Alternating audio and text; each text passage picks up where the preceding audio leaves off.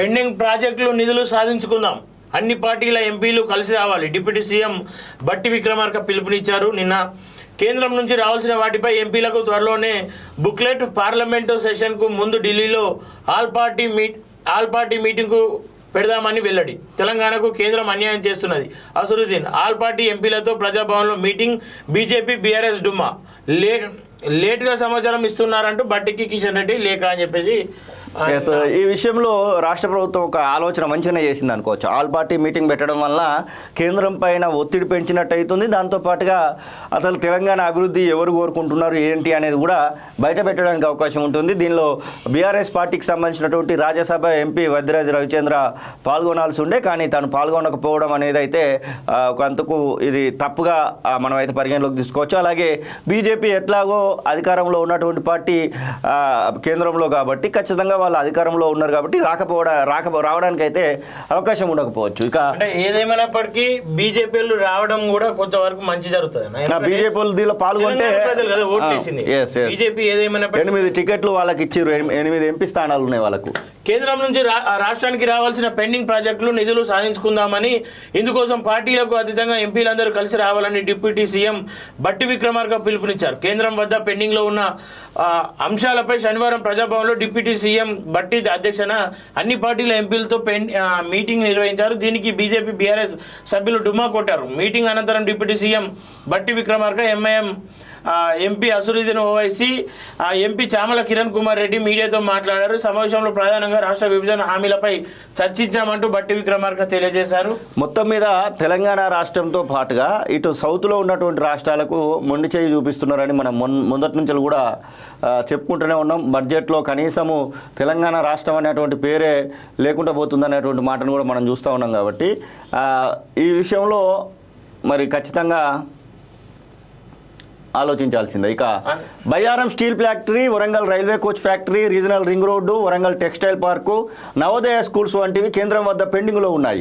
వీటిని సాధించుకునేందుకు రాజకీయాలకు అతీతంగా రాష్ట్ర ప్రయోజనాల కోసం ఈ సమావేశం ఏర్పాటు చేశాం.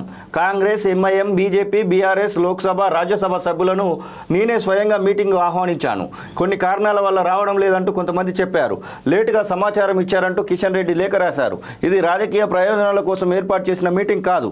10 ఏళ్లుగా కేంద్రం నుంచి, ఏపీ నుంచి పెద్ద ఎత్తున బకాయిలు రావాల్సి ఉంది. ఈ మీటింగ్లో మొత్తం 28 అంశాలపై చర్చించాం. పార్లమెంట్ సమావేశాల్లోగా పెండింగ్ అంశాలపై బుక్లెట్ తయారు చేసి ఎంపీలందరికీ అందజేస్తాం.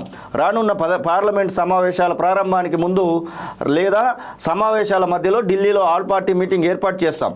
పెండింగ్ అంశాలపై ఎంపీలందరికీ వివరించి సమాచారం అందజేస్తామని బట్టి విక్రమార్క వెల్లడించారు.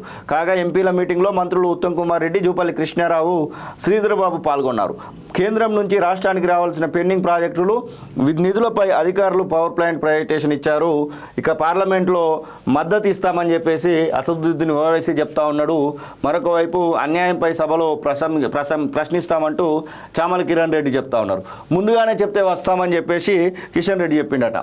ఎంపీల మీటింగ్ గురించి శుక్రవారం రాత్రి ఆలస్యంగా తమకు సమాచారం అందిందని కేంద్ర మంత్రి BJP state chief Kishan Reddy తెలిపారు. అందువల్ల మీటింగ్కు రాలేకపోతున్నట్టు డిప్యూటీ సీఎం బట్టికి లేఖ రాశారు.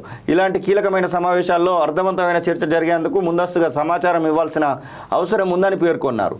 మహిళా దినోత్సవం కారణంగా మా ఎంపీలందరూ వారి వారి నియోజకవర్గాలలో ముందస్తుగా నిర్ణయించిన కార్యక్రమాల్లో పాల్గొనాల్సి ఉంది. దీనికి తోడు ముందుగా నిర్ణయించిన ఇతర అధికారిక, అనాధికారిక కార్యక్రమాల కారణంగా మీటింగ్కు మేము రాలేకపోతున్నామని చెప్పారు.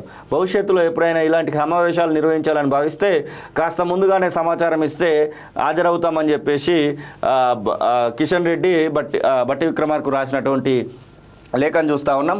ఇది ప్రభుత్వం తీసుకున్నటువంటి కీలకమైనటువంటి స్టెప్గానే మనం తీసుకోవచ్చు. ఈ స్టెప్తో ఏమవుతుందంటే తెలంగాణ ప్రజలకు న్యాయం చేయడానికి ప్రభుత్వము ఆలోచన చేసిందన్నట్టుగా ఈ యొక్క దీన్ని బట్టి అయితే మనకు అర్థమవుతా ఉంది. ఖచ్చితంగా ఇట్లాంటి మీటింగులు ఇంకా జరగాలి. ఇంకా ముందుకు పోవాల్సినటువంటి అవసరాన్ని కూడా కాళోజీ టీవీ తెలంగాణ ప్రయోజనాలన్నీ దృష్టిలో పెట్టుకొని పార్టీలకు ఖచ్చితంగా ఇట్లాంటి కలిసినప్పుడు రాష్ట్ర ప్రజలకు కూడా నమ్మకం కలుగుతుంది. అన్ని పార్టీల మీద ప్రేమ కూడా ఉంటుంది ప్రజలకు. ఎస్, ఎలక్షన్స్ టైంలో ఎంతైనా కొట్లాడుకోవచ్చు, కానీ మిగిలినటువంటి 4 ఏళ్ల కాలంలో మాత్రం మీరు ఖచ్చితంగా తెలంగాణ ప్రజల కోసం ఆలోచన చేయాల్సినటువంటి అవసరం ఉంది. ఇక నిన్న